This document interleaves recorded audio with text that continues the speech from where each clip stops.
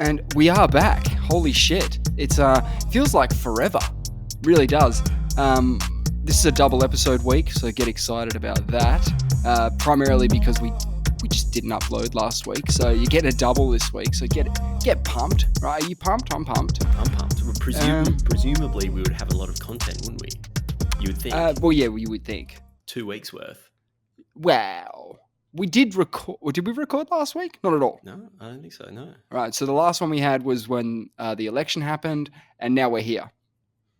The world has not burned down and yet. heaps. Well, no, not yet. But the inauguration's not till January.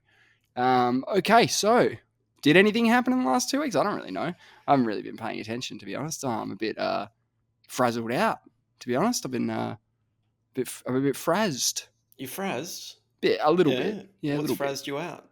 Just it's wall-to-wall election coverage when it's happening, even in Australia. Have you got the post-election blues? No, I'm just a bit. No, it's a post-election fatigue. I'm fatigued. Yeah. Well, I was briefly excited and then very quickly let down with the Jake Paul Mike Tyson fight. Right. Yeah, I forgot about that. I thought it was a bit of a fizzer. You're not the only one. I think everybody thought it was a fizzer. Mm. Here's what I'll say about it. The effectiveness of the hype train was 100% effective right up until the bell rang. In fact, after the bell rang, I was getting excited. I was watching it with friends at home on Netflix because it went to 60 million households or something because Netflix just gave it to everyone with a subscription. So it wasn't a pay-per-view. It was a huge fight. It's a Tyson fight. It's not pay-per-view. He's fighting someone half his age. This shouldn't happen, basically. This whole thing shouldn't happen. I mean, that's with a bit of hindsight, but this thing should not have happened. Anyway, the hype train was so effective because I was watching it with friends and I was getting excited because I started thinking, holy shit, this is my first live Mike Tyson walkout. I've never seen him walk out before. Yeah. I've never seen him walk out before. So I get to see it when it's happening. No spoilers. Let's go. What the fuck's going to happen? So he walks out. I was like getting really pumped. Mm-hmm. They introduce him. I'm like, holy fucking shit, it's Mike Tyson and he's fighting. And then the bell goes and I'm like, holy shit, Mike Tyson's going to punch him in the face. This is fucking awesome. And none of that happened. To the point where a friend of mine pointed out as we were watching the fight, it got worse and worse and worse and worse and worse. And I'm not just talking about the actual boxing fight itself. I'm talking about the implications. I'm talking about the representation of the event. So here's what you've got when it's round 5 and they're still going. You've got Tyson can barely walk around the ring, let alone like dance like he used to. He's just cruising around. Like Roy Jones Jr. really early in the fight, he was commentating. He said, I don't like his legs. Like he's got something wrong with his legs. No, he's just a fucking 58-year-old man who shouldn't be boxing. A lame duck out there, didn't he? Man, I support it. If he wants to go again, I'll watch it. But yeah, I'll watch it. I don't give a fuck. Tyson didn't rule out the possibility of another fight, but I don't think he wants to fight his brother. But he did. He said he wants to fight Logan, and Logan said, "I'll kill you, Mike." And I'm like, "Shut up, Logan. You're a W. Shut up." Anyway, as the fight wears on, you're starting to see this 26-year-old who can't finish this clearly washed-up old man. So it might be intentional. So, well, there was a bit of that, a bit of fuckery. People are saying like people were pulling punches and stuff, and I saw a couple of those. Yeah, even one of the commentators, the chick said, "Why isn't Jake Paul finishing him? Why is he actually putting him to the sword? Like actually like pouring on some pressure." And he probably would have explained that in the post-fight interview a little bit. I didn't watch it, but as it goes on, it just gets worse because you're like, people started being sad. Like it went from being this huge affair where everyone was pumped to a whole bunch of people got really sad all at the same time. One redeeming factor was the fight before it was this rematch of what people regard as the greatest female boxing fight in history. So I was watching it with a friend, as I mentioned before, and they said, how many more fights is there till the Tyson fight? Because it was like 35 minutes between fights that you just got to sit there, and they're running promos of whatever's on Netflix, and it was a massive Karate commercial. Kid. It was. Yeah. Obviously, they had to get their money's worth. Yeah. So I said, look, man, there's one more fight, and then it's the Tyson fight. So we could be like 40 minutes, 50 minutes out. If it helps, though, this is meant to be a rematch of the greatest female boxing match in history. And he said, well, that does help. I'm keen now. I want to see this. And it was a barn burner, but it was also quite dirty. It's a bit dirty. Looked like there was a few headbutts, at least. Whether they were intentional or not is another thing. No, I don't think the headbutts were intentional. The commentators did point out that when a southpaw fights an orthodox fighter and they both lead with the head when they go with their punches, they're going to collide. So it's going to happen. It's more likely. But than orthodox. You hear what the coach said of the woman that lost at the end? Oh man, he is. And I want to get back to what I was discussing before. He's a shit human being. That guy. I don't know who he is, but that guy's a bad human. Okay, he might be a great coach. He's a shit human. So no, I'll go all out on this guy. I saw what I saw, man. So he wants some headbutts occurred. Okay. And I wanted to make the point that there was some dirtiness when the Irish chick, I think she's Irish, when she was clinching up with her, Serrano, when she was clinching up with her, she was like doing this thing that fighters do where they like rub their forehead on their forehead, trying to open the cut up with your head, like just pushing the skin around your head against their head. You're not headbutting them. So you think that was intentional? Yeah, that part of it I think is intentional. I don't think the headbutts themselves were, but I think that part was. Now, one thing that happened, the round ends, and this is about old mate who I know nothing about. All I know is the 2.5 minutes that I saw him on camera in this event, and I'm judging him so hard. So the round ends, and he calls to the doctor, "Yo, you got to look at this cut. She is fucked. My fighter is fucked here," right? And they go, "Well, what do you want us to do? You want us to stop the fight?" No. He's like, no. She did that intentionally. Like this should be a DQ. That's what he's arguing. DQ. Like, my fighter, look at her. She's completely fucked. This is what he was saying. Yeah. And so the ref's like, well, if I stop it, she loses. And then he turns to his fighter. He's like, you got to go out there and knock her out. So it's like you literally were trying to get a decision in your favor. You don't care about the fight being, won fairly. Like, you're claiming that she's trying to win the fight unfairly, so you're responding in kind by trying to win the fight unfairly by saying, no, this fight needs to stop and we need to be given the victory. When if the fighter can't continue, like if they're ready to throw the towel in because they're like, she's fucked, like her eye's fucked, then you lose the fight. You don't win. So if it's a doctor stoppage, it never goes to a decision. I've got no idea. Neither do I. I mean, my experience mainly comes, and when I say experience, I just mean viewing experience. My experience comes from MMA. Now, if there was a fault committed and the ref stops the action and says, "Oh, well, that was illegal," and the fighter can't continue for whatever reason, then it's either a no contest or a DQ on the side of the person who did the foul. Okay, they get disqualified. Now, if you land a legal blow and it opens up a cut and they go down and then he says, "Do you want to continue?" And the fighter says, "I'm completely wrecked here. No, thank you." You don't win.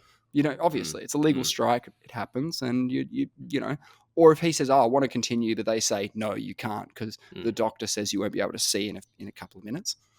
So in that case, it's ruled as a loss for that fighter as well. Like it should be. I didn't see him say to the ref whatever you said before. But I wouldn't be surprised if he was pointing out to the ref that there could be some tomfoolery going on in there. Just sort of watch out for it. Because she did get penalised for it subsequently. I know in the second half of the fight, she got a point taken off her for her headbutt. And the commentators were pretty consistent in saying, like, hey, this happens, like with orthodox and southpaw fighters. I heard and that. I think the umpire the referee would also understand the nuances involved in that. Yes, you would think so, surely. They're boxing referees. Did you hear a coach after the fight, though? Yeah, okay. So talk me through what you remember about this, because I seem to recall something, but I want you to jog my memory here. Yeah. So he essentially said, we planned for this fighter to have that strategy and to maybe cop some headbutts. So we're saying where we were aware of it going in. Yeah. We lost the last fight in similar situation, and look at every fighter she's fought. And how starts messed up rattling off the names and starts going, oh, she did this to this chick and she did it to this chick. And so, that was she's pretty saying rough. She's got a history of it. It reminds me of the John Jones eye poke. That's what I was thinking of. Oh, man. It sounds like so she's dirty. She's known for that strategy. I'm not saying it's whether that's dirty or not. And well, it is dirty. If you're intentionally headbutting people, that's dirty. Yeah, if you're intentionally doing it, yeah. Sure, if you're intentionally doing it. Yeah, I mean, she's a southpaw. She probably comes up against a lot of orthodox fighters, so it probably just happens more to her.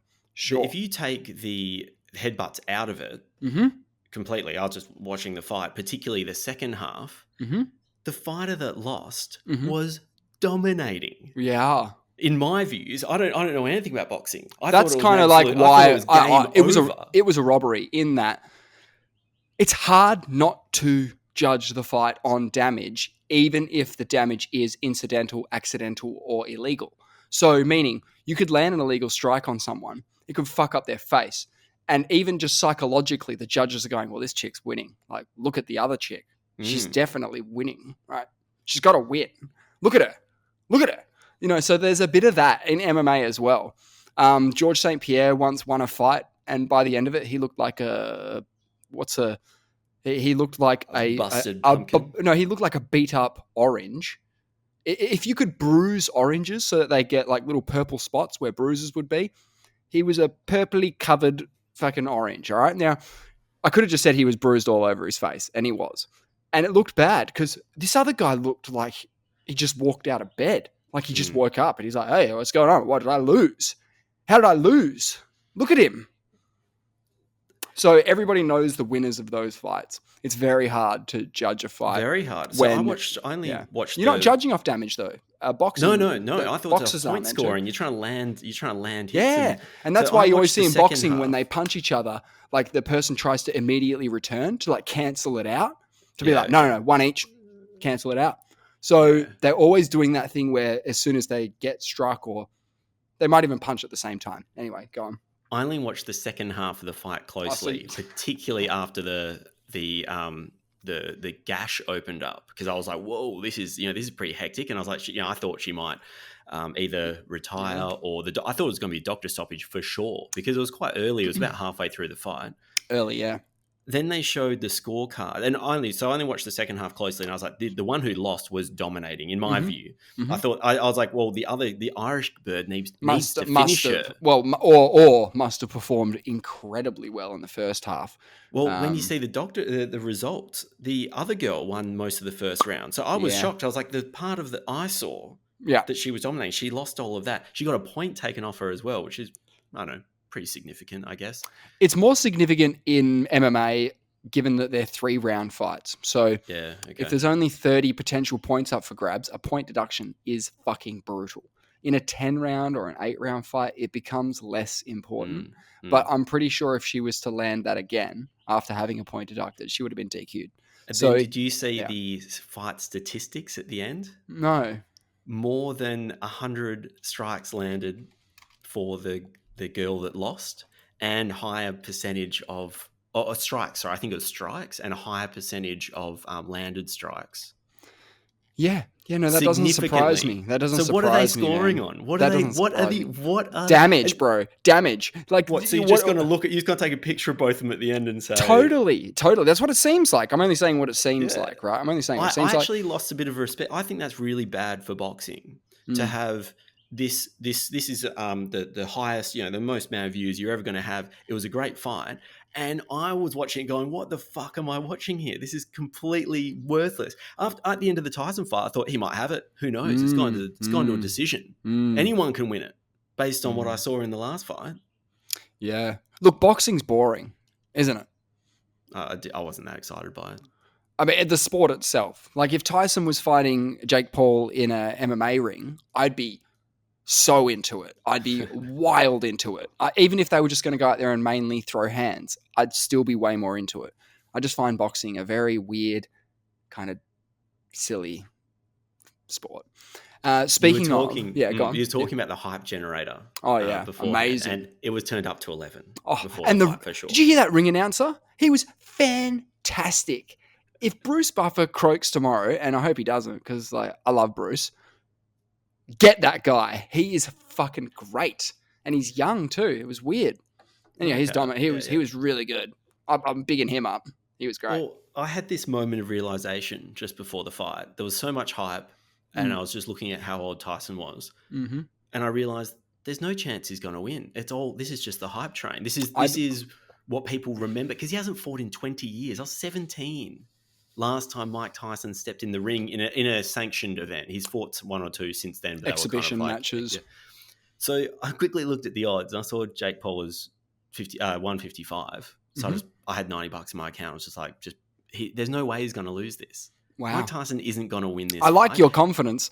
I actually bought fully into the hype train.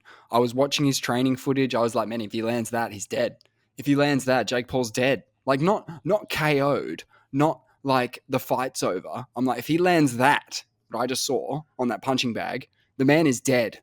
I don't care how old Tyson is. I don't care how slow. I don't care about any of that. I saw that shit. That would send someone to the fucking, crematorium. I saw Jake Paul's knockouts of Woodley, Nate Diaz, and Silva. Real bad.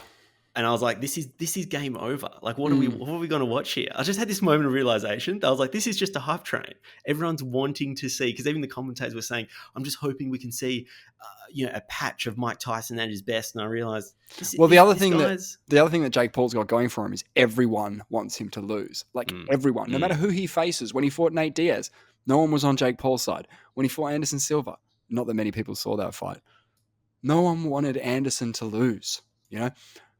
The Woodley one is an interesting one for me because I don't really care for Woodley too much, so I don't really mind that too much. But it didn't fill me with a lot of confidence, considering he's a ex-UFC welterweight champion who starched people, during his tenure in the UFC. Absolutely starched people, sent him away. How can this happen? That's what I was wondering. I just thought none of these are possible, and yet they've all happened. If you told me Jake Paul's fighting Nate Diaz tomorrow, I'd be like, well, put your bloody house on Nate Diaz, because that guy actually can box. What? He's bigger than some opponents. He's smaller than some other opponents. It doesn't, he's mainly bigger than them. He's picking fighters who he can sort of like bully a little bit. Yeah, bully a little bit. Look, all in all, absolute farce. Was it what we expected? Kinda. Probably. Kinda. With the benefit of hindsight. Yeah, but again, like I said, man, I bought in. I wanted Tyson to go out there and punch him out, and I thought it could happen. And I was way off. Do I want to see it again? Yeah, fuck it. I don't give a shit. Like, do it again. I don't care. Yeah, I just got this feeling that the hype train was just generating Mike Tyson, like pumping him up, and there was a lot of puffery involved, and I didn't buy it. They walked up to Shaq, and he was with some NFL player, and they're all in the same boat as Tyson. They were at the peak of their fame in the 90s. They've got enough money to live on yachts and all that sort of cool shit, but they were talking about making some money. They're like, why don't you and me box? Like, he's just chatting to him ringside. And he's like, yeah, so we'll organize the sort of NFL, NBA legends fighting on these kind of cards. And I'm thinking, like, from a money perspective and from a spectacle, I'm like, yeah, fuck it. Like, who gives a shit? Shaq and Gronk, yeah. Go for it. Do it. No one cares. Like, they do it in Australia. Like, an AFL guy will fight an NRL guy. And yeah, most of the time they're not playing anymore. So it's sort of like old men punching on. I mean, if you call it old men from the 90s punching on, I mean, I'll watch it. I don't give a fuck.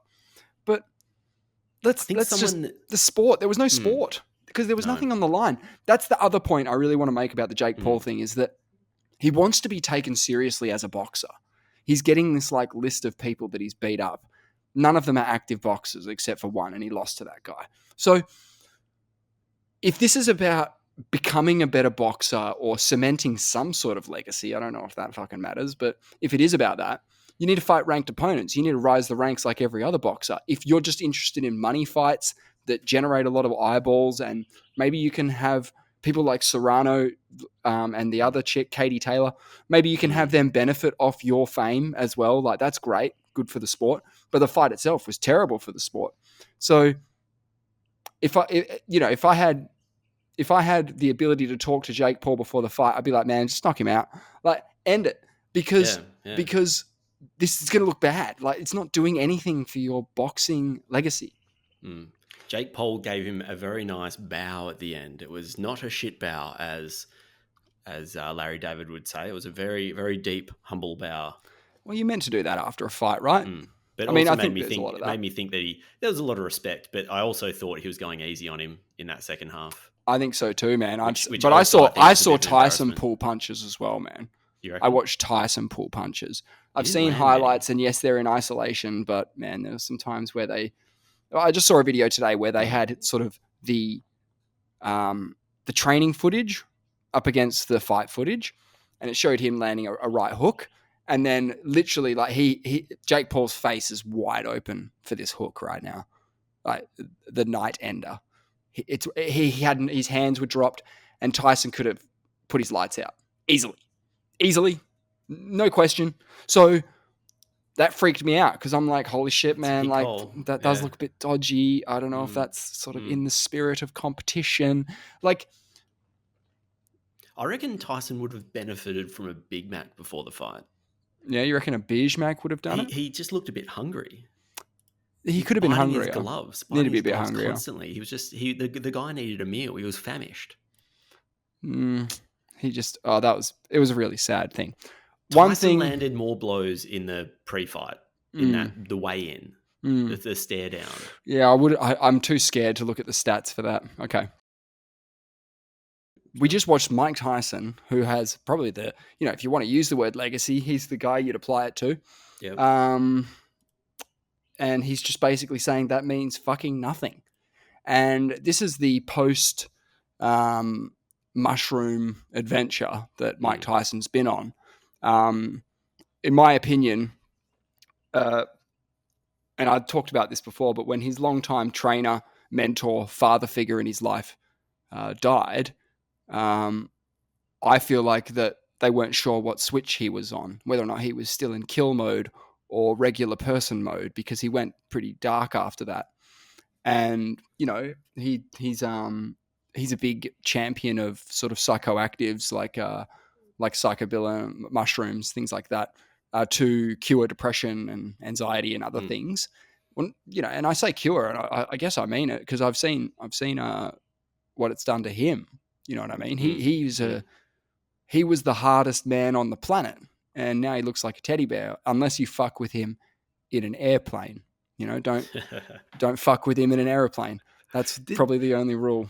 Doesn't he own some kind of marijuana farm? Yeah, I'm sure he's in all that stuff now. It wouldn't surprise me. Yeah, no. I think that is true. And his podcast is called Hotboxing with Mike Tyson, and they just I'm pretty sure Hancock was on there very recently, and they ate mushrooms and talked about ancient civs. That just sounds like a great time. I mean, I don't think mushrooms are probably the right way to go, because, when do you want to do it? Like now or later? Like, when do you want to have this conversation? Now or in about an hour's time? Do you want to have our little sacrament and then fuck off for 45 minutes, and I'll see you back here? Because that would be better. Anyway, I need to watch that interview because that sounds great. Yeah, I'm surprised with his comments about legacy, because I've heard Mike Tyson talk on Joe Rogan's podcast, and he is an avid studier of conquerors, like Genghis Khan, Alexander the Great, all these kind of basically men. Maybe men with legacies. Yes, men with legacies, and men that are known for things. So he studied them. Presumably he's sort of revered their accomplishments. Maybe it resonates with him a little bit as well. Sure. So but he's had this realization about his own ego, and I guess it would feed into the fact that, hey, you were Mike Tyson, the baddest man on the planet. You were. You know what I mean? And maybe he feels like that's a part of himself that he's not happy with anymore. Wants to divorce himself from all that stuff. And what you're seeing with that conversation that he had with that child, who he clearly forgot he was having a conversation with the child, because he just went straight for the jug. Yeah, fuck it. Like, fuck everything kind of thing. Pretty wild to hear that from a hero. You know what I mean? Someone you look up to. But he's just trying to be truthful and honest. And what you're getting there is how he feels in that moment. Yeah, he probably talked about Alexander the Great to Joe Rogan and stuff, and probably has a general interest in history and all the rest, right? But who he is right in that moment. I mean, that was real. Whatever that was, whatever the fuck that was, that seemed pretty real to me. Or he might be grappling with things like mortality. Maybe he's thinking about, like what does happen. Because, yeah, he might be of the opinion that nothing happens and that, legacy all means nothing. But he's kind of wrong. I disagree with him. Like him being an inspiration to people coming up in the game of boxing or in life or whatever. He's obviously revering guys like Alexander the Great because they were strong or they had qualities that he admired. So, is he sort of no longer able to make that jump of I want to be remembered like an Alexander the Great or a historical figure, Muhammad Ali or whatever. I want to be remembered and revered in that way. Maybe not. He probably doesn't feel that way anymore. Whether he wants to or not, it's his irrelevant. Body of work's already done. Yeah. It's irrelevant what he wants because it's up to other people to decide legacy, not you. Yeah, really. I don't think this is going to taint his legacy in the slightest. Stepping back in the ring against a 27-year-old when you're 58 and having and cracking on. Well, it would do something for his it would do something for his legacy if he went out there and starched him in round one. If he went out there and murdered, then we'd be having a whole different conversation right now. We'd be we'd be talking about, fuck, man, he's completely delusional. His legacy is the greatest athlete of all time, all this sort of stuff. So, what a bummer. What rubbed me the wrong way about Jake Paul is the way he almost can't be on screen without a product placement. There's a lot of cross promotion going on. Oh, my there's God, a lot of sick. Yeah, it's pretty sad. He's wearing shorts, the most expensive shorts in boxing history. $1 million barge. But did you see Katie Taylor's jeweled shorts and coat that she was wearing? It was that was badass. Gorgeous. Yeah, I did. It was amazing. That was cool. That was pretty sick. A bit of pageantry in boxing, man. That's just the way it is. And everyone's got their line of clothing now, or their bourbon, or their tequila, or their weed company, or their fucking beer, or whatever it is. Everyone's got one now. Like everybody, it sounds like a way to just diversify your portfolio, so to speak. What did you think about the first people that Jake Paul thanked? I'm pretty sure it's the first people were the military. Thank the US military. Okay. It must be some military week thing because I've seen a lot of tributes come through for military people. Must be Veterans Day or something in the States. I'm not sure. But yeah, he's going to thank the military. Get it done. What are they doing? Are the military doing stuff? They must be doing really good stuff. Doing some things around the place. Look, Jake Paul sends his regards. The other thing that happened was John Jones actually did fight. We did mention his name earlier, and I didn't watch it. Was there any eye poking? Did he poke Stipe in the eye at all?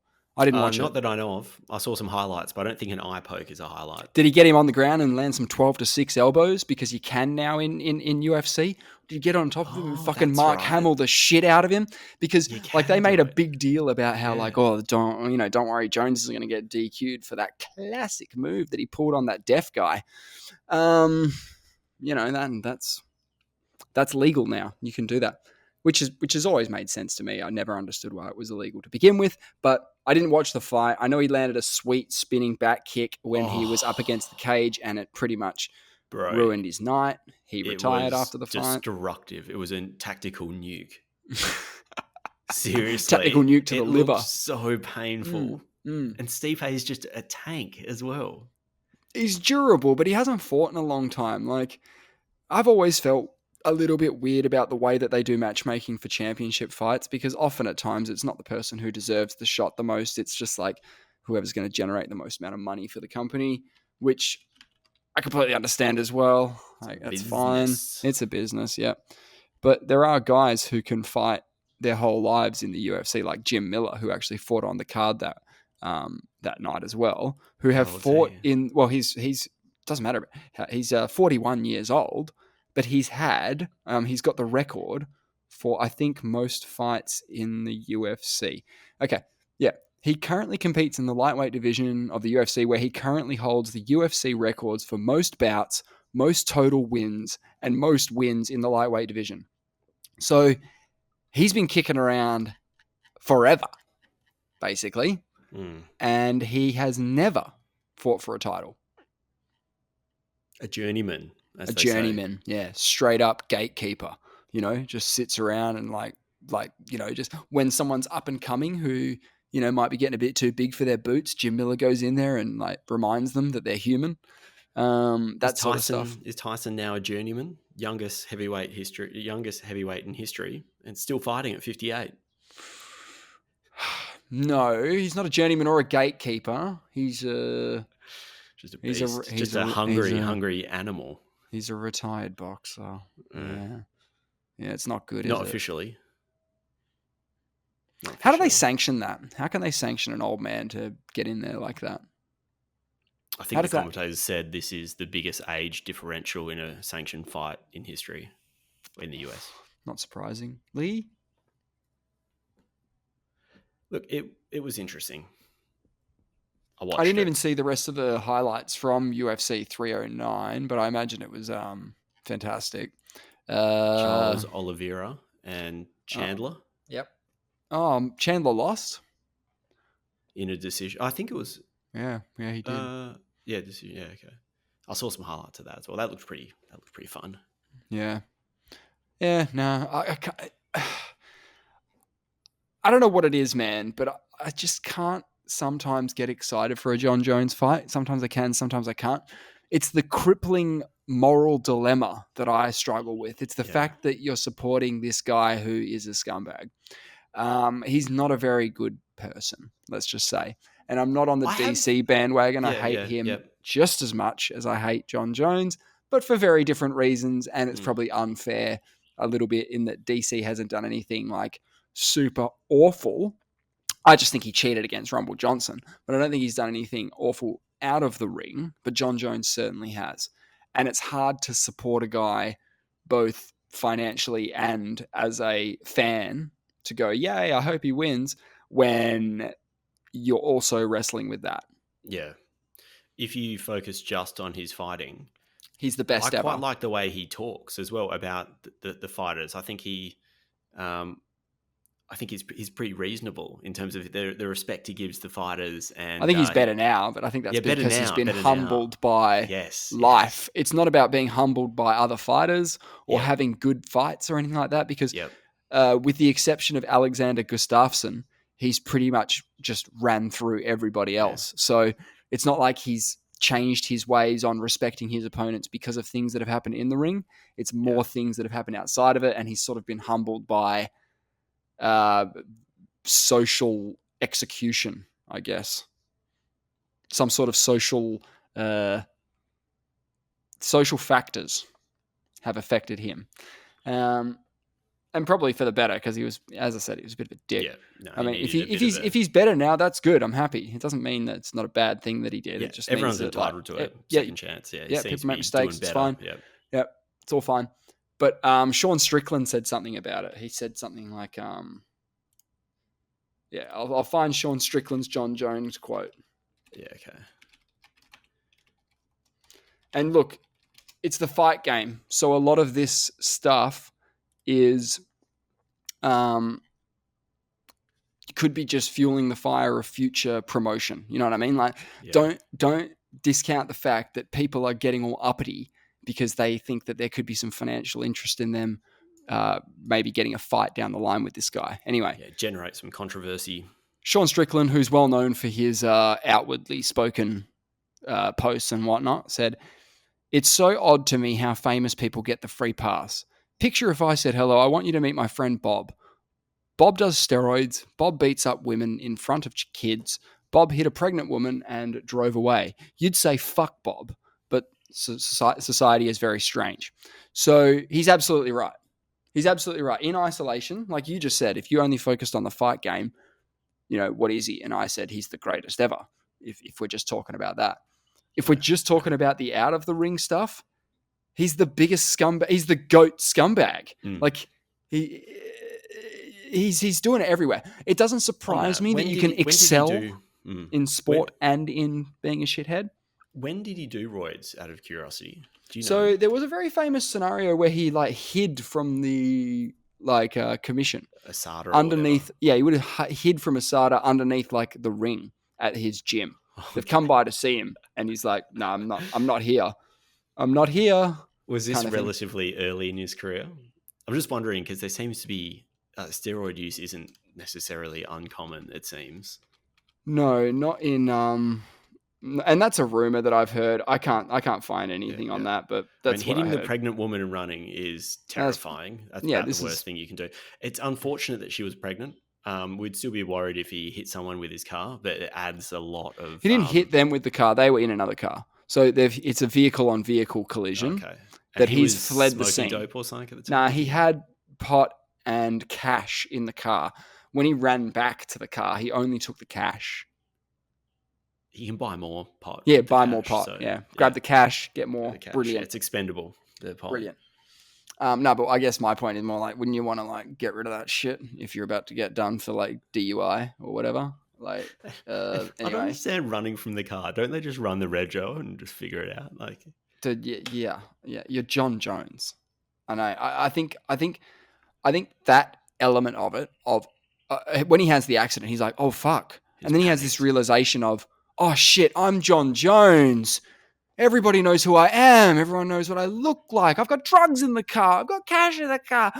Oh my God, I've completely fucked this up, right? He just needed to do an O.J. Simpson and go to trial. Just, I don't know, man. It's really tough. I'm watching the O.J. Simpson Made in America doco again. Oh yeah, you're watching it again? Yeah. Fascinating. Mainly just the wife hasn't seen it. So Jones has had a peppered career of doing like good stuff and doing shithead stuff, right? So here's the good. Okay, he's done some good. He's done some good. So that's nice. Good for him. Okay. Good on you, John. Okay, so whoa. In June 2024, sorry, I'm just reading this, Jones announced that he had been granted 50-50 custody over his son, marking the first time he's indicated having a son. Oh, okay. Anyway, on March 19, 2011, Jones was en route to Great Falls Historic Park in Paterson, New Jersey, where he planned to meditate several hours ahead of his fight with Maurizio Shogun Rua at UFC 128, where he, side note, became the youngest UFC champion of all time. He was accompanied by UFC champion of all time, really? Wow. He was accompanied by his coaches Mike Wicklejohn and Greg Jankson, another classic wanker. As their driver prepared to drop them off, Jones observed an elderly couple screaming for help. The woman informed Winklejohn that a man had smashed her car window and ran off with her GPS. Jones, along with his two coaches, chased after the robber, caught and tripped him, and held him down until the police arrived. So instead of meditating for hours before your biggest fight of your career, he was chasing down a GPS thief. So round of applause for the big JJ. And he won that fight. So meditation or go chase some criminals. We don't know what the best preparation is for a fight. So he lost all his sponsorships with... hang on. Jones also became, in 2012, so a long time ago, the first mixed martial artist to be sponsored by Nike on an international scale. He's also the first MMA fighter to have his own shoe line and the first MMA fighter to represent Gatorade and Muscle Tech in the octagon. Okay. Controversies. Hit and run conviction. On April 27, 2015, Albuquerque, New Mexico police stated that Jones was sought in connection with a hit and run early the previous morning. Jones was alleged to have run a red light and crashed his rental car in a collision involving two other vehicles. Jones allegedly fled the scene of the crash, leaving an injured pregnant woman behind in another vehicle. So, injured. The incident was witnessed by off-duty police officer who identified the suspect as an African-American man wearing a white shirt and dark pants. So he didn't say, I have identified John Jones running from the scene of the crime, whom he believed to be Jones. So the off-duty cop said, could be John Jones? Paperwork found in the rental car was under the name of Jonathan Jones. Inside the silver Buick, law enforcement found a pipe with marijuana inside of it. Not good. It sounds like a setup to me. I reckon I've seen Making a Murderer. Sure. Wow. Conveniently put his papers in the car. I saw a man of John Jones' description running away. Sounds pretty easy to do, really. It does. He was elevated to a felony for injuring a person and leaving the scene of an accident. So, wow. So he was initially just wanted for questioning, which would have resulted in a simple misdemeanor, but it was updated to a felony because he left the scene of the accident. So, oops. Don't hit and run. Domestic violence arrest. So again, like, not good. Just terrible stuff. And then, so just the one time I think where he helped that old lady with the GPS, that's the only one that seems to be shedding a positive light here. That's so when he approaches the pearly gates or has his heart weighed by Anubis, we'll have the GPS incident on one side, and then on one side, then and then all the other stuff over there. Yeah. Look, it's that's pretty sad. So yeah, just to sum up, it is hard to support John Jones when the best thing he's ever done was, let citizens arrest a GPS thief. It is sad when people do things that they have a great career and they do something on the side that is... It's almost a rite of passage, though, isn't it? Almost. It's almost like sense of entitlement or something that you get. Yeah, or just the elevated level of fame, or the fact that everyone around you is like bigging you up the whole time, telling you how fucking great you are. Yeah, that would be rough. With dealing, it would be tough as well, because when you have these negative things that affect you, you're so used to success, being successful in all the things you do, you probably don't handle some of these adversities as well. And you get away with a lot. Or you would have the thought that you could get away with a lot. Yeah, like or that OJ. Some things, OJ was getting away with like everybody for years. Like everybody. Every celebrity, or anyone who reaches a certain level, I reckon. I don't know, and a lot of people, just regular people as well, grapple with stuff all the time. Yeah, but OJ was in the stratosphere. He was just huge. It's like if Patrick Cripps went on to become a mega businessman after his AFL career. So you've done it all on field. You retire early. You go out and you do the biggest commercials of all time, really groundbreaking, how they have an African American as the main, is that right? The centerpiece of the ads. Yeah, he was the first one. Wow. The Hertz car. That actually is kind of sad. On multiple levels, totally, many levels, it's sad. It's a sign of the times. It's sad that he was the guy that got picked. He's the guy. He's the first. That's not good. And that was like late 70s, early 80s. Yeah, and then he had roles in The Naked Gun, where he sort of came out as a comedic actor. And those movies are great. He was quite well suited to the Naked Gun movies, I think, his style of acting, because you don't have to really act. You have to be a bit...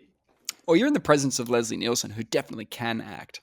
So it would have been quite daunting for him, I would imagine, because he's with a seasoned professional in Leslie Nielsen, not a seasoned comedy actor, just like an amazing You don't actor. Have to be Leonardo DiCaprio and come out there and be someone else. He just had to kind of... I was trying to think of how good his role is in the movies. It's a little bit phoned in, but no, he does it really well. Yeah, I mean, whoever was talking about it said that he did pretty well in the Naked Gun movies, but any other movie that required acting was problematic. Oh, okay, so comedy. He was a sportscaster as well, but also a pretty poor one. Well, isn't that pretty standard for like people who are ex-football? I mean, I'm guessing he was commentating football. Yeah. Wow. And then he got the motorcade, that famous motorcade, when he was on the run with the warrant out for his arrest. Really a motorcade. That's what I'm calling it, a motorcade. They escorted him home. After a long time of him driving around. Yeah. I mean, anyone else, those police cars are ramming that car. Oh, I can get him over. Yeah, for sure. For sure. Let's let him drive all the way home. It's a wild scene. Well, we were probably a bit too young to be following it like a lot of Americans followed it that day. It was a bit of a 9/11. Like everyone was watching it. It was a bit of a moment in time. So yeah, dude, he made a lot of movies, dude. Starting in 1968, dude. So he was almost acting 68. for more than he was. I thought he was playing footy in the early. He was 70s. in the Towering Inferno. Holy fucking shit! What's that? It's the only VHS that I can remember being at my grandmother's house, but it's an old movie about a skyscraper that catches fire. But I didn't know O.J. Simpson was in it. So when was his football career? I thought it was the 70s, basically. I thought it was 70 to 80, pretty much. Dude. He was selected first overall by the Bills in the 1969 NFL draft. So he played the entire 70s. Yes. But he retired early as well. Earning him NFL's most valuable player. That was 1975. And the only NFL player to do it in a 14-game regular season. He holds the record for the single-season yards per game average. Yeah, which is nuts. But in Buffalo, you only run it because it's so icy. So their game plan, they picked him. Always run. He won, best player in the whatever pre-NFL competition, like the Rose Bowl or whatever. In college ball. So he smashed there. He had this huge profile. So obviously he was such a big name before he even came to the NFL that he must have got that gig in 68 because he could do whatever he wanted. And he got drafted. Then he had a few quiet years because early on, because the coach didn't play a run game. They tried to make him into a receiver. Oh. And then they got a new coach and they said, we're building the whole game around OJ. So we're just going to get a wicked offensive line. We can just get a quarterback that's just going to pass. It doesn't have to be able to throw the ball. I think he only did 6 throws a game, the quarterback. Wow.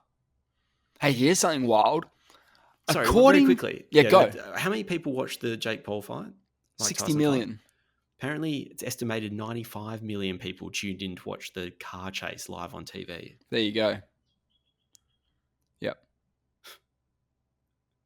How many was the Queen's funeral? Was it 500 million? Anyway, according to Arnold Schwarzenegger, Simpson was considered by director James Cameron to play the Terminator, as in the Terminator, when Schwarzenegger was cast as the character Kyle Reese. But Cameron ultimately cast Schwarzenegger as the Terminator, while Simpson had no involvement in the film.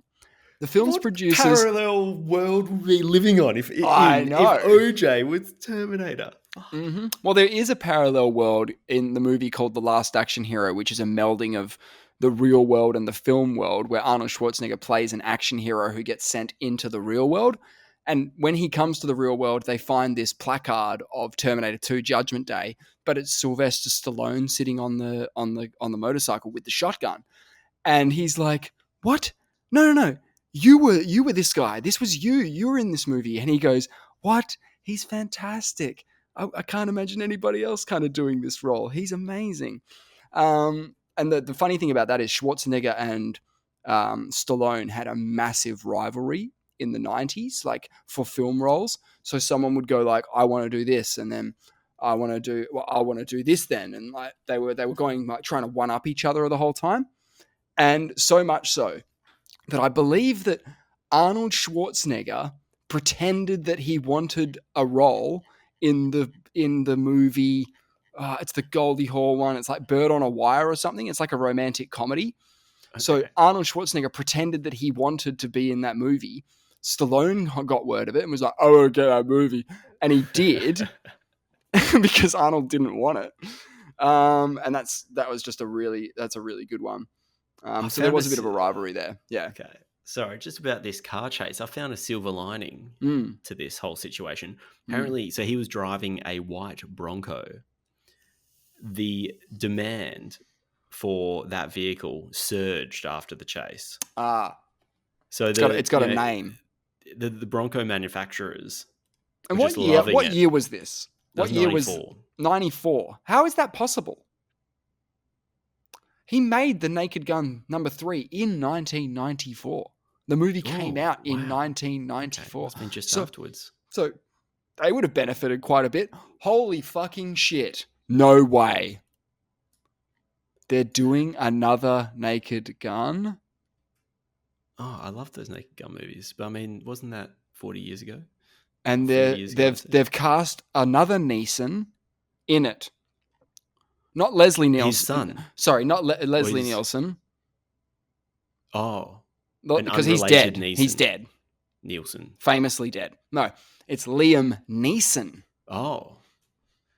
So he's just cast. He's not playing. As Frank Drebin Jr. Is that the main guy? Frank Drebin. Yeah, Frank Drebin is Frank Drebin Police Squad. So this is being written by Seth MacFarlane of Family Guy fame. Yeah. Based on Police Squad by David Zucker, who made such films, you might know, as the Naked Gun series, Airplane, Scary Movie, all of that shit. He made all that stuff. And the surprise one, Basketball. Yeah, he wrote Basketball, which I watched with my little brother when he was in town recently. It's such a good movie. Oh, really? Okay. It's such a good movie. And it's a feel-good movie, and there's a message, and it's beautiful. Oh, no, I don't like hugs. It's not about hugs. They fully pash. I like my movies. They fully pash. They get their tongues in. Seinfeld, you'd love it. No hugs. Got to be a Curb Your Enthusiasm type situation. I think no feel-good moments. I think one of the best episodes of Seinfeld is when Jerry and Elaine hook up again. And they start establishing rules for how it's going to work. Great episode. And I do feel the love between Elaine and Jerry, like this long-standing love that's more than the relationship that was. It's a real friendship. That's what I should be aiming for in my marriage.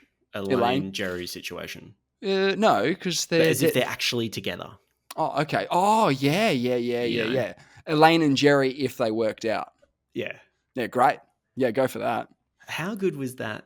The dude that did the sound effects in Naked Gun. Yep.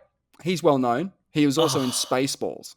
He has a similar role doing sound effects in Spaceballs. I love that shit. Why don't we have more sort of sound impressionists? Wait. We're not talking about the Naked Gun, are we? We're talking about Police Academy. Sorry. You're talking about Police Academy. I'm talking about Police Academy. Yeah. Okay. Got confused there. We're back. So the OJ car chase occurred during Game 5 of the NBA Finals.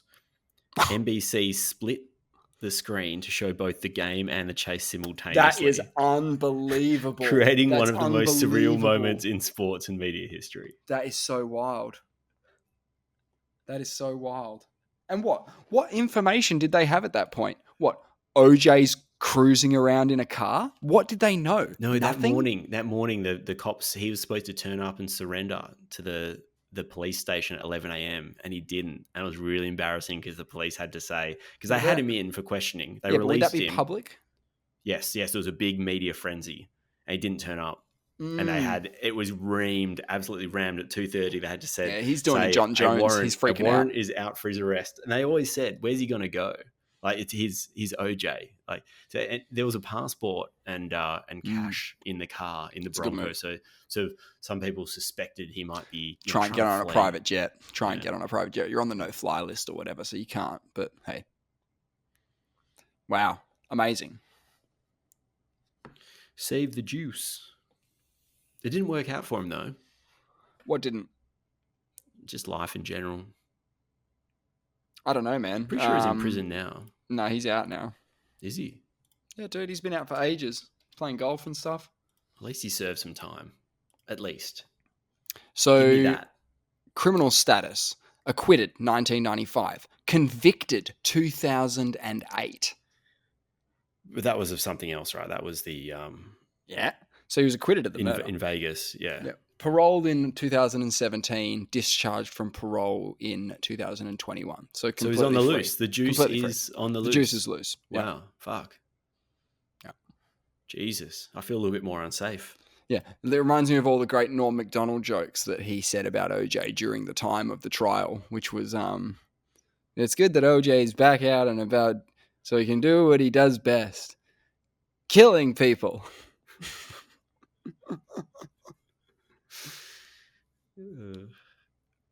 Did you see the SpaceX 6 launch? No, I heard it crashed. I heard it landed in the Indian Ocean somewhere. Yeah. Did we go pick that up? Yeah, go grab that. It blew up. It blew up in the ocean. Did it? Big explosion. Is that okay? I was wondering about that from an environmental point of view. When this thing touched down in the ocean, I thought, well, firstly, there'll be some confused fish. Very confused, yeah. And then when it exploded in what looked like to be a small nuclear bomb. What would that do? Yeah, it would maybe make some fish fingers. Yep, a couple of fish fingers. Free lunch. Yep. So obviously they would have to do an environmental impact study on this sort of stuff. They'd have to work out, hey, if we do this, is that okay? Totally. Obviously there's probably no shipping going on in those areas of the Indian Ocean. So you're not going to hit some random fisherman or some shit. Hopefully obviously, no one was swimming on Boca Chica Beach. Right. Is that where close to where it landed, I guess? Yeah, I think that's where the spaceport is. What? Boca Chica. I thought the reason it was in the Indian Ocean was because they tried to go for but do more of an orbital path, but maybe not try and get to full orbit, but maybe we'll end up on the other side of the world. Maybe that's what I thought. That's what I got. No, so the Super Heavy booster was intending to do a chopstick catch. Yep. And on the way down, it decided things weren't right. We're going to do an ocean landing. So it wouldn't have been far from the launch pad. Oh, I see. Because it sort of it started heading back and then it made So they've got footage of the explosion then? Yep. Oh, wow. I just assumed it was in the middle of fucking nowhere. Oh, I'm watching it now. The splashdown. It's great. But I mean, it's okay because Trump was watching it with Elon. So he'll be getting whatever regulatory approvals he needs to do. And Elon is in that committee that is all about reducing government regulation. Government expenditure. Government. Yeah, it's the Department of Government Expenditure or slimming. Yeah, and it's Doge. What they're doing there. It's DOGE. What's that? It's a meme coin that Elon's all about. Oh yeah. So Dogecoin, Department of Government, whatever it is. What are they calling it? What's the DOGE? Because I've said it a few times. What's the Dogecoin price doing at the moment? I bet you. Yeah, no, it's gone mental since the election, obviously. But that's kind of normal. Whenever Elon talks about it, it'll pump. But it's on a yearly high, easily shot right up. The best thing about Trump winning is the way that it will accelerate the SpaceX. Department of Government Efficiency is what they're calling Department of Government Efficiency. If you're in the government, you'd be terrified now because you've been regulating Elon for so long and now the shoe's on the other foot. You bet, fuck, he's regulating the regulator. Very scary. I mean, there's a side of it that's like, oh yeah, you get a guy who's got some billion-dollar companies to figure out where the efficiencies lie. He's not. I think he's just sitting in this thing, and it's an advisory board, so they have no power. It's just he's going to talk to Trump about what he thinks about government expenditure, which is almost certainly going to benefit people like him, if not him directly. Which seems like a conflict of interest, right? There's been some interesting. As you said, he's not voting on anything, so. I mean, normally a conflict's only when you're actually... Yeah, but if you're advising the president and you're saying, hey, this is the best course of action, and yes, we've looked at everything else, this is definitely the best way to go. It's on the president now. Oh, agreed. There's been some interesting developments in Australian federal law in regards to campaign financing, which has been a happening thing. I heard a discussion of it. Is that at the state level or the federal level? I believe it's at the federal level. Yeah. Albo wants to put it in. They want to limit it to $20,000 per individual donating to a political party, and they want to try to improve transparency of donations, which sounds like a good thing. A couple of people who called into the radio show that I was listening to on that morning said that they don't think it goes far enough. They think that all the money should be ripped out of government campaign funding. In essence, something that I've parroted before, which is we should pay for it as the taxpayer. You, me, other Australian citizens should be forking the money out for political campaigns so that when elected, they represent the people of Australia, not corporations who give them money. So you make corporate donations completely illegal. You say, well, because your job isn't to represent them. Your job is to represent all Australians. So there should be no money that's not Australian money, meaning from Australians, in the campaign system. That's just one thing I believe. It's almost like they've privatized the political donations in that they've outsourced it. Like one part about paying it with the tax dollars is that's a bit. So what, would both parties get the same amount? Yeah. Of So funding? how it currently works the is lesser you get parties get funding. How would Clive Palmer get funding? So it's all based off how many votes you got in the last election. That's how they do it. So you get more. Oh, that's a bit of unfair advantage in some ways. It's harder for a startup political party. Yeah, It's hard for the minor parties like the Greens, Nationals. It's harder for them because they will get less money. And the bad thing about it is that you could have candidates representing seats they know they're not going to win, but they don't care because as long as we get 2,000 votes, that's 10 grand into the campaign pool, and we can chuck that in a seat that we do want to win. So it's not perfect. It doesn't really work yet. And the smaller parties were going, well, we're never going to get a look in. And I got to say, I disagree with that. If your policies are good, if you can get the word out at the grassroots level, I mean, people have been starting political parties for hundreds of years before the internet ever existed. So all I'm saying there is that if you've got a strong message, pretty big advantage to be on the net, though. Oh yeah, absolutely. Like it's right there at your fingertips. You have access to people. So I think that just good ideas should shine through anyway, and they should. Fuck it. Look, I think I like the idea of having a list of the donors. I mean, that's nice. We've got that at the state level now. That only came in halfway through this year. It's more about shortening the disclosure time, so taking it from like a year to like 3 months. So instead of you going, yeah, we'll tell you who it was in a year's time, like transparency would suggest, well, in the interest of transparency, that should be brought forward if possible, to an almost real-time level if possible. It should be real time. Well, that's what it is at the state level. I think it's real time. Oh, that's good. But apparently they don't have any data on this, but they suspect that before 1 July, when the laws came in about disclosing political donations, there would have been an absolute run on donation, like as in a huge amount of donations would have come into the Labor Party, holding 54 of the 59 seats. Oh, in the state level? Yeah. Sure. So people would just been, because they know it's a bit like when Trump ran in 2016. He was saying, "Yeah, I've been given to both parties like my whole life. Like, of course I do." Like, yeah. See, this is why we can't have that. Yeah, we can't have you doing that. Okay. We need to clean this shit up, okay? So is the intention that they're going to get some kind of favorable treatment? It must be, right? Why would you be donating to the party? Because they share the ideals of the party. We like the message. No, I 100% think it's because they want favorable things to happen to them or for them. Trump just liked the message of both parties. He just wanted to make sure he was backing both horses. He just didn't want to lose. Yeah. He just doesn't want to lose. And it was interesting to see when he ran against Hillary, because he would have donated directly to Bill, like during his candidacies. So like, it just seemed odd seeing these old friends duke it out on the national scale, on the national platform, Did you hear that Ukraine is now using US supplied long-range missiles on Russia? That is what Russia have claimed, which was one of the rules of giving them US missiles, was that, use it in defense and basically blow up your own countryside, but don't shoot into Russia, please. So as a direct result of that, I believe Russia have sort of altered their nuclear strategy to include the use of nuclear weapons if there is a force being supported by a nuclear power. Meaning, yes, if Russia thinks that the US are supporting Ukraine and the US have nukes, well, now our nuclear capability will be, enlivened. Yeah, it's an option. It's on the table now. It's on the table, yeah, which is frightening shit, isn't it? Really, like legitimately frightening.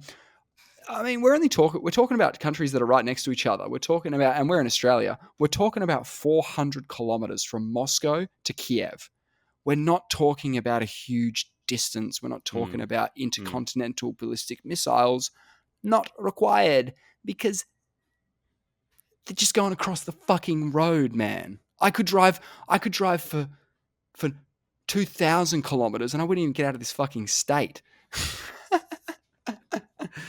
That one piece of news sounds like it's an escalation of some degree. It does. To the extent it is, I don't really know. We might look back on this and it's nothing. But it did make me wonder that if that is a bit of an escalation, and if it continues to escalate, Trump is now left with a mess. Yeah, I mean, don't discount the fact that Putin could be just trying to strengthen his hand before the transition of power. That's true. Meaning that he's just trying to, it's a bit of a strong arm move. It's a nuke move. I think that, how you've always said that it's a miracle. You've always said it's a miracle, but you've always said it's a miracle that there hasn't been another nuclear blast that's been set off in combat. Well, that's what anyone would have said in the 50s. They would have said 60s, it's inevitable. 70s. It's going to be a molten Everyone has always said that, even the guys who developed the nuclear bomb said once this the cat's out of the slippery bag. slope. Mm-hmm. Yeah, the old slippery slope argument. Yeah, it's and so it true. It's a nuclear bomb. Yeah. I mean, it's a new technology. Yeah, and it's such a step up, and we've talked about it before, from conventional weapons that, it's almost alien tech. You're almost detonating fucking alien tech on other people. It's nutty.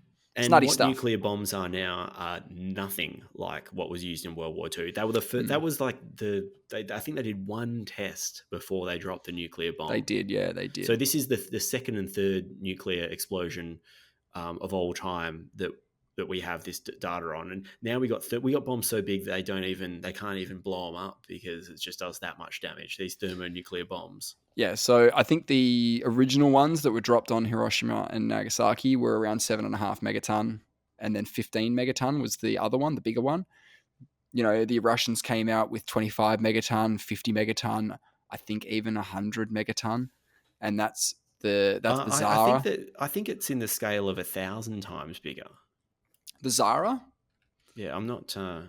I don't think so. We have to get to the bottom of this. I don't think it is. The Zara bomb is the biggest, and that was a hydrogen bomb. Yeah, I got it here. Yep. 50 to 58 megatons. Megatons. Just remember that's million tons. Oh, well, it's a very strange, megatons of TNT. Yeah, which is the best way that they can apparently describe these blasts. Okay, so I'm trying to find Hiroshima was 15 kilotons. Yep, kiloton. Oh, okay. Kiloton. So we're dealing with a lot more. Oh. Yeah, Little Boy's 15 kiloton. Sub-bomb's 50 megaton. Right. I don't even know the difference. As in, I know there is a 1,000-fold scale between the units. So it's more than it's about 3,000 times greater. The Tsar bomb, and they have bigger than the Tsar bomb. They just haven't blown them up. Yeah, that's nuts. So this is what I'm talking. This would just be. But you're not going to send. You're not going to send over I think when the nukes went off, they went, holy fucking shit. All right, less of that, please. Whoa. Take it down a notch. We need tactical nukes. We need little ones. Tiny little ones. That's what we need. Little tablet-sized ones. Because the big ones, they're just, first of all, they're too hard to carry.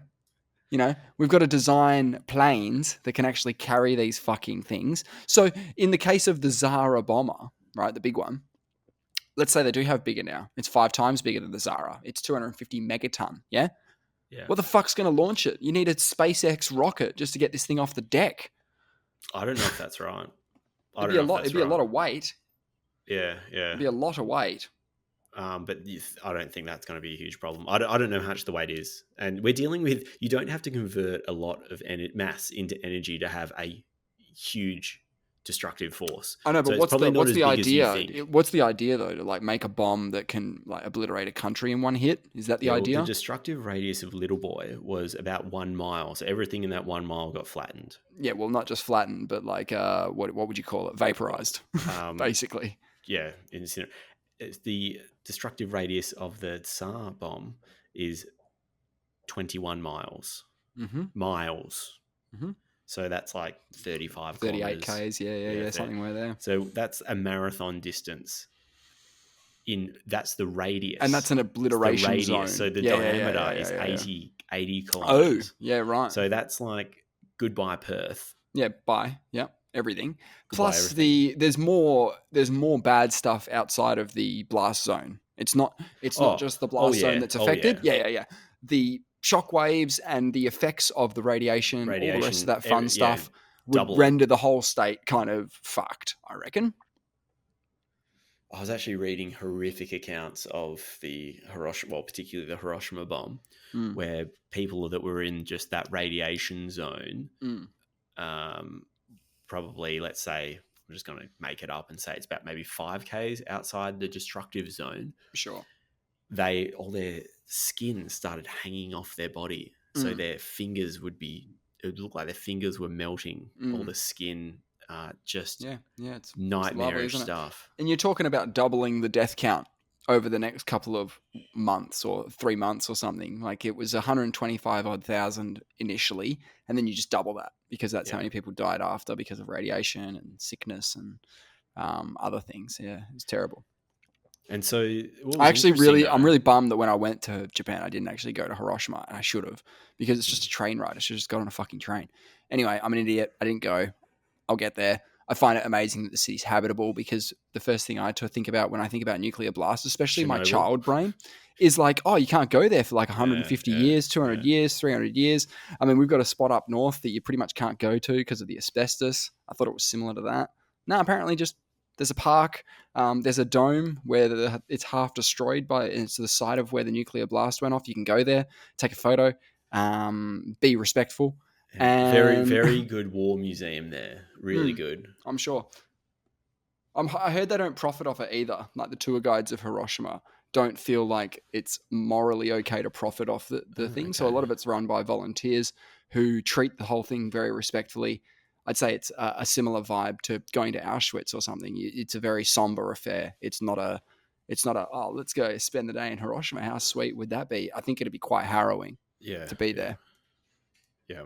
And if you've ever been to Japan, you'd know that the people are so fucking lovely there, and so I don't know, respectful. And you're just thinking like, how could this happen? If they dropped a nuke on Melbourne 70 years ago, I'd be pretty dark about it. Even though the War Museum's amazing because you have this new respect for the horrors of war because it's just so well documented. Yeah, but don't you think that's just something we already know inherently? No, but when you see it, it's different when you go through the people's stories and the photos and you actually get in the weeds of what was going on. It's easy to say, oh, there was a 1 mile destructive radius. When you see the photo and it's rubble in all directions and there's just this one dome that was directly under the blast. Which apparently is a good spot to be? Well, how does that work? Yeah, because it applied force evenly all over the dome structure. So it just went into the force, just got applied into the ground. If it was offset from where I would have just blasted it apart, yeah. Yeah, you've got like now a vector. So you got a sideways component to the force. And that's why everything's flattened except this thing, which was just like the structure was conveniently located and also had that, I think, that domey look about it that it sort of survived. I don't want to be giving ideas to world powers or anything like that, but if you're worried about like 100 megaton or 200 megaton or 600 megaton or let's say it 1,000 megaton, which I'm sure there's a new term for at that point, it's probably just 1 gigaton or something like that. And it probably is. It is gigaton. Yeah, it's got to be. So let's say they got the gigaton. Like you don't even need to drop that on a center to do damage. You just pop it in the ocean, right? Because they've done that before where they've blown up. They've put like the biggest nuclear bomb they could at the time. They put that in the water and sent it, basically. If you're doing that with a gigaton, surely that's going to cause immeasurable damage with, causing a tidal wave, essentially, causing a a natural disaster in essence. Sorry, I just asked ChatGPT if do any bombs do 1 gigaton of TNT equivalent. It's interesting. It says no nuclear bomb with a yield of 1 gigaton of TNT, being 1,000 megatons, has ever been created or tested, and such a device would be far beyond the scale of anything considered practical or even theoretically feasible with current technology. There you go. Here's why a 1 gigaton bomb is essentially impossible. Impossible. Yeah. I like those words. Impossible, they're saying? Unimaginable scale. Yeah, that's what it reckons. A gigaton explosion would likely annihilate an area hundreds of miles in diameter. Doesn't sound that unreasonable. The shockwave would devastate areas far beyond that. Feasibility issues, material limitations. Creating such a bomb will require such a massive amount of fissile material, uranium or plutonium, and or fusion fuel, hydrogen isotopes. This amount of material would be unrealistic to gather, process, and safely handle. A bomb of this scale will be too large and heavy to deliver using current missile or aircraft technology, to your point. Yeah, but get it in a sub, and you're fine. Even the Tsar bomb required modifications to delivery aircraft. Yeah, I knew that. 27 ton. I believe that. But we're just talking about technology. And I like that ChatGPT's just kiboshed this as ever happening, where it's like, so what you're saying is the limitations of material, which we could find more of, and finding something that's heavy enough to lift it, which we could definitely build. SpaceX, so what are you talking about? What are you talking about? Environmental consequences. It's got a problem with that. Yeah, I'm sure it's very concerned. Where do you think all your silicon comes from? You know, all your chips. You know, you're just sand and shit, Mr. Computer. I can grow up.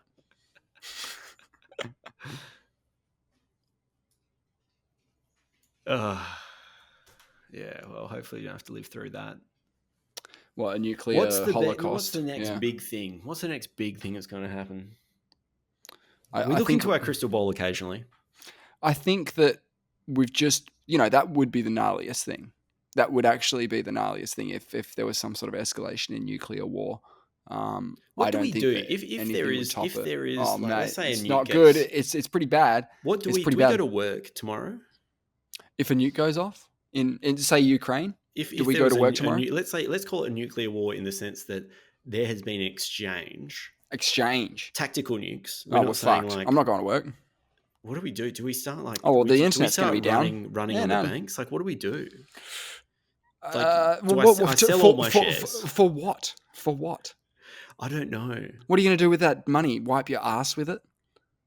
Well, you're talking about a societal collapse. No. You're better off buying a whole bunch of camping supplies and going east. No, definitely. I want some. Well, what I'm saying, I'm worried BCF will be quite busy that day. I'm worried about the integrity of the electronic financial system at that point. Of course, but to be worried about money when the whole world's burning, like literally exploding, like there's bombs going everywhere, and you're like, oh my God. What about all my money? But I'm assuming you're crazy. The war's not here. Like, I'm not in the war. So we'll be directly affected by it. Your shares are gone. Directly affected. Shares are gone. No, I know. The shares are plummeted. They're gone. Yeah, they're gone. They're gone. You're not going to make any money on the shares, man. There's no one at the stock exchange going, oh, I've just got to process thing before the bomb goes off outside. I've just said your name twice. All right. Click. It's all right. I've taken a note of when I've said that. I'll bleep that out. That's been bleeped. So, but what do you do though? I'm trying to think of some practical steps you can take. Are you BCF? Load up. No. Get your vouchers. The internet's down. Just run then. Just go. That's get in your car. That's why I want my money. See what I'm thinking here? Because BCF, you're saying BCF's open. You've got to have a bit of foresight. I'm saying the internet's down. You got to have a bit of foresight here. You've just got to go all in right now. Sell your shares. Go to BCF tomorrow. Buy up everything. Get everything. Right? Do we need to be preppers? There's never been a better time to prep. Should we prep? Just a little bit? A little bit of prep. Some baked beans. Wouldn't be the worst idea. Just a touch of prep. Add a few more cans of baked beans into your shopping. We're in the most isolated fucking city in the most isolated country in the world. And we're talking about prepping. Imagine if you lived in Ukraine right now. What are you thinking about? Are you pulling all your money out of the bank? Are you going to BCF tomorrow? Because holy fucking shit, Russia's talking about bloody nukes. What has this done to the Ukrainian economy right now? You know what I mean? Just the threat. What would it do to people at home going, do I need to get my money out of the bank? Like, they'd be having conversations like this that we're having right now, but on a much more serious level. You know what I mean? I'm just wondering if this sounds controversial, but is war in a country good for the economy? I know it's got obviously all the obvious negative side effects, Not in the country. No, you wouldn't have thought. It'd be very bad. But you've got industries. You're stimulating a lot of industry and construction True. and things like that. That's true. Increased government spending. Wars typically require massive government investment in defense, manufacturing, infrastructure, which can stimulate economic activity in the short term. For example, World War II significantly boosted industrial production and reduced unemployment in the United States. Yeah, employment. Everyone needs a job. I'm not going to work. I'm not. I won't be going to work that day. So if you look at the stock market, you can see a significant dip on October the 8th, 2024 in the Ukrainian stock exchange. Now, they may have some sort of... that's today. Oh, that's not going to work at all. I can only get a month figure. Okay. Look, it's dancing all over the joint. I don't really know how to analyze this really right now without getting a full yearly thing going. Okay. In war-torn nations, war is overwhelmingly damaging, destroying infrastructure, displacing populations, and stalling economic development. Doesn't sound great. That makes sense. That makes sense. I was just wondering. I was like, well, it would help certain industries. It would help certain industries like construction industries and things like that. And famously, like after a war, there'd be a lot of stimulus as well, and construction and jobs and stuff. How can Ukraine keep, isn't it just, if it's a battle of attrition, which it is right now, we've surpassed 1,000 days of the war. What do you do? Just what do you do? What are you meant to do? Oh, you're just in it. You're just in it. I mean, you could negotiate. One of the problems is Ukraine's not giving up Crimea. They say, as they should be. They've just had that taken off them. So if they said, we'll draw the lines here, you could end the war potentially. Yeah, that's essentially what they think will probably happen. Exactly. That's what seems to be likely, which is a little bit frightening, because what it seems to say to people like Russia is, do whatever the fuck you want, and then you'll get a bit of what you took. So, but can't we just stop the war and just continue the sanctions, saying you were a very naughty boy? You were a very naughty boy. I don't think the sanctions will stop. No, the sanctions won't stop. Not at all. Not at all. Yeah. But no, the Ukrainian stock exchange has been pretty flat for the last few years. No real change at all. I wonder what the populace in Ukraine wants, because you don't have any good options. Well, it depends on where they live, man. A lot of the time. There are people on the fringes of Ukraine who probably feel that, just like if you lived in the far northwestern part of Western Australia, you probably feel a bit closer to the Northern Territory people, because their city is right there and Perth's fucking miles away. So there's this, and a lot of Russian-speaking people on the border towns as well, and the areas around the Donbass and all that sort of stuff. So, look, it would depend. I would say the vast majority of Ukrainians, like the very vast majority of the Ukrainians, would prefer to see an end to the war and a return of all of the land, including Crimea. I think that would be the view of the government as well, in an ideal world. It seems weird that the conversation about Crimea has essentially stopped. Like, we're not even talking about it anymore. They're like, oh, no, we know that's gone, but we don't want you to have this as well. Okay? It seems weird, right? It'd be like, no, you guys got to reverse everything that you guys have done in the last 12 years. Get out of Crimea. That's not yours, right? Go back. You would think that would be the resolution. But I think the resolution will probably be likely that Russia will just keep some of that. It's fucking nuts, but that's what will happen. Probably. Oh, yeah, this war has been the first one that I've paid a lot of it. The Iraq war, I didn't really... Yeah, you won't really pay too much attention to actually what was going on. Really, this one, I don't know. This one feels, maybe because it's in Europe, it feels a little bit like closer to home or something. I don't know why. It's further away, closer to the old home. Yeah, yeah. That's funny. Yeah, look. Obviously, it'd be good to see the end to the war because obviously people are suffering and it's not just economically. It's just a nightmare, isn't it? It's just a horrible. nightmare situation. It's horrible. I can't even put myself in their shoes. We've got nothing to compare it to. Lived a blessed existence. Yeah, pretty much. And it makes us kind of probably a bit idealistic as well, and probably a bit like, oh, nah, come on, man, like that would never happen. Like, I'll say this, right? I find it strange that a country like the US, right, who has fought in many global conflicts and regional conflicts, that no one's ever knocked on their door and gone, we're coming in. We're coming to Florida. We're coming in. Like, no one's ever done that to them because they can't, right? Some would say Mexico's moving in. Yeah, but like there's an invasion. I would argue the opposite is true. I would say that the Americans came in, kicked out the Mexicans. You know, have you heard the stat that 90% of the guns in Mexico? Or there's a stat. Wait, there's a stat that there's one gun store in Mexico. No. And the rest of them just come in from the US. From the States, right. I have to check that. Jesus. That doesn't sound... How could there only be one gun shop? That doesn't... Like, that can't Must be pretty possible, popular. Right? Must be pretty popular in Mexico. A monopoly. And you must be the Monopoly guy. Hey, thanks for the free parking. There are only 2 stores in the entire country.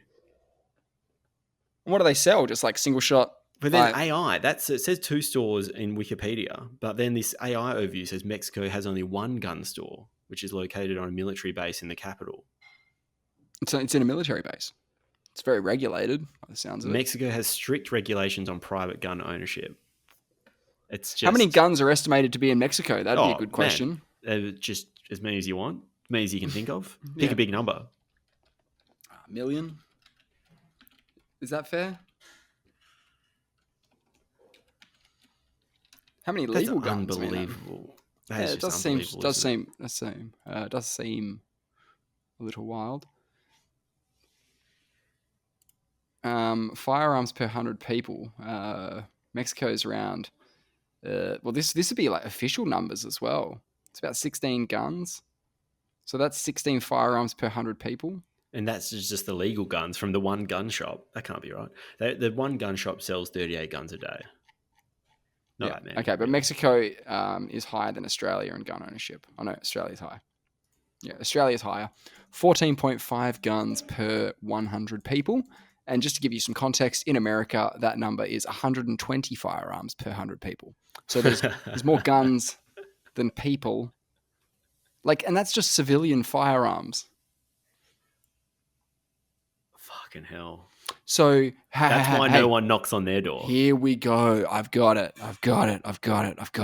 Okay. So this table actually has another metric here called unregistered firearms, which is an estimation. So if we're talking about unregistered firearms, we double America's number, 240 per 100 people. So we're doubling it. Now, Mexico's unregistered firearm numbers are estimated to be 13 million. So registered, 16 million. Unregistered, 13 million. So that seems to be a bit of a trend, that it seems to be very similar for unregistered weapons as for registered weapons. It's very interesting. So my understanding is drugs come in from Mexico to the US and guns come out. Yeah, that makes sense. So in Australia, we have 3 million guns registered. Unregistered, 414,000. How do they know how many unregistered guns there are? It's got to be estimated. Yeah. It's got to be estimated. It'd be based off... You pull over 100 cars, you search them. Yep. We just barge into 100 people's houses, search the whole thing, figure out how many unregistered... Yeah, times it by as many people we have. Yeah, okay. All right. Indonesia has probably one of the lowest. They have 263 million people, 82,000 civilian firearms. And that's... that registered and unregistered might be totaled to be civilian firearms. So that might be... I might have got those numbers wrong earlier. But yeah, there you go. We'll sort out the right numbers next week. Yeah, we'll be back next week to sort out the right numbers. Thanks for joining us. Thank you, Nate. Thank you. We'll be back same time, same place next time. Probably next week. I'm gonna go buy a gun. Get a gun. BCF.